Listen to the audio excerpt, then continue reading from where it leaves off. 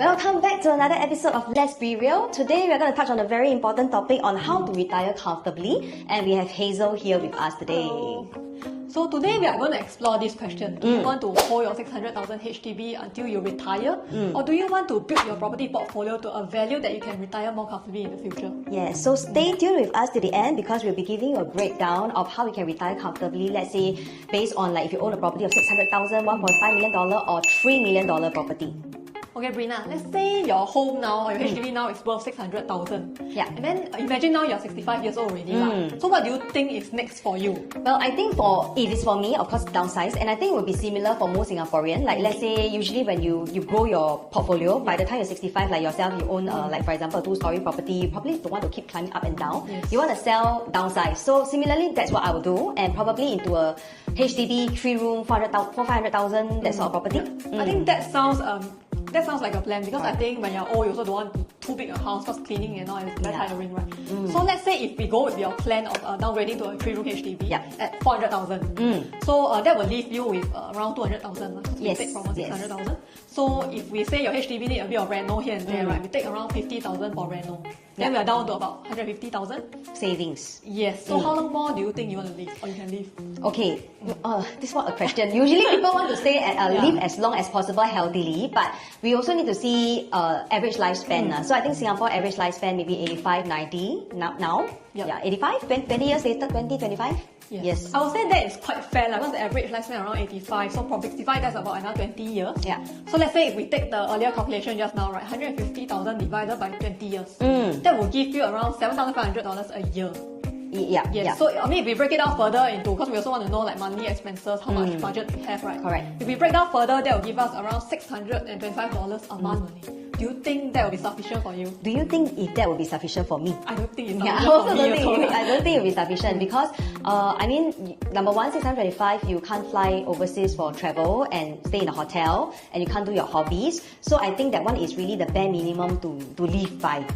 625, like daily, I mean, if we breakfast, factor lunch, in dinner. inflation, maybe not really. Yeah. Exactly. So Brina, the real question that we actually want to ask everyone is how much net worth do you actually need to have to live the kind of retirement life that you want? Exactly. So today we are going to touch on this word called value, not so much of profit, because every house when you sell, you earn different kind of profit. It's very unpredictable. Today you earn this amount, 5 years later, 10 years later, 15 years later, it's all different. So we focus on the word called value of the property. Yeah, I think it also depends on what kind of property you're holding now. So. Yeah. Yes, so I think value is a very important word that we want to share today because it's something that you can choose to work with now. Exactly. Yes, and it's also about owning like a higher value property that can grow with you in your property journey. Correct. So profit is something that you cannot control, but value is something that you can control. Like how much you want to buy now. You want to buy a $1 million property, 1.5 or 2, you know, for or example. even higher like, if you have the affordability now. So we are not trying to say that you jump from a property, let's say 600,000 HDB, straight away to a $3 million, $4 million lender and things like that. We're not saying that. Unless you strike a toto, please come and find us. More than happy to assist you with it. Yes, I mean if you strike a total good you can straight away go for the value that you can retire comfortably in future But of course with all seriousness, right, I think it's about doing all this step by step all the upgrading step by step. So let's say if you start with a 600k HDB, how can you take the next step to a $1 million private property and so on 1.5, 2 million, and then you slowly work your way up. I think it's more acceptable and comfortable for most people.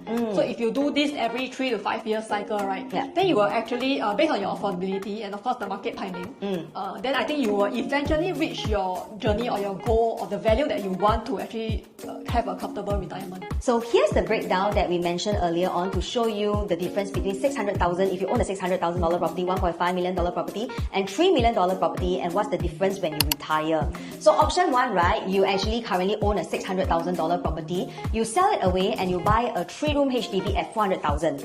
Let's say you renovate it for 50,000, you're left with 150,000, and over the span of 20 years, you're looking at 7,500 per year, and that's $625 per month for your retirement.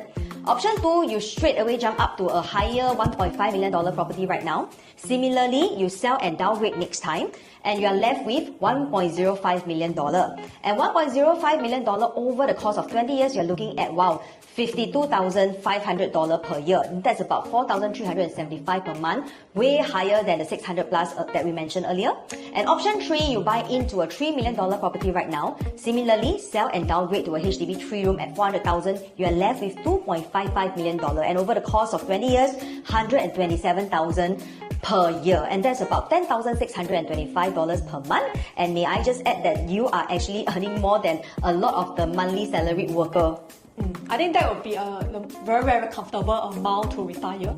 So what you can do now is to quickly screenshot this, and then of course you can reach out to us. Then we can work together, to plan the numbers based on your current portfolio profile, and things like that. Yeah. So we understand that this journey is daunting. It's not the most comfortable as compared to staying in the one place and not move ever, right? Because this requires you to move every 3 to 5 years and things like that. But what if I tell you that this comfort today will actually give you a more comfortable lifestyle next time?